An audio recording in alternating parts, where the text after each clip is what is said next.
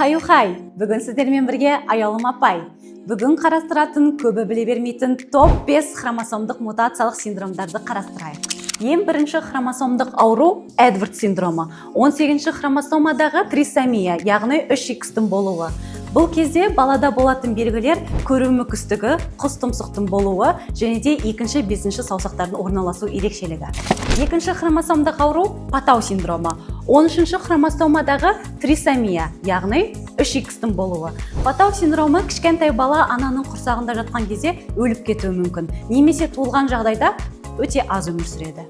Үшінші хромосомдық ауру Клайнфельтер. 47-ші хромосомадағы ауытқу, яғни бұл кезде тек қана ер адамдар ауырады. Жыныстық жағынан жетілу кеш болады және де қол басы, аяқ сүйектері шамадан тыс ұзын. Төртінші Шершевский-Тернер. 45-ші хромосомадағы ауытқу, яғни жыныстық жағынан жетілу кеш болады. Бұл кезде тек қана әйел адамдар ауырады. 5-ші хромосомдық ауру барлықтарыңызға таныс Даун синдромы. 47-ші немесе 21-ші хромосомадағы трисомияның болуы, яғни 3X-тің болуы. Бұл кезде болатын белгілер баланың көзі бір-біріне жақын орналасқан, шүйдесі тегіс және де аузы жартылай ашық жүреді. Видеода айтылған ақпараттар ұнаса, лайк басыңыздар және де комментарий қалдырыңыздар.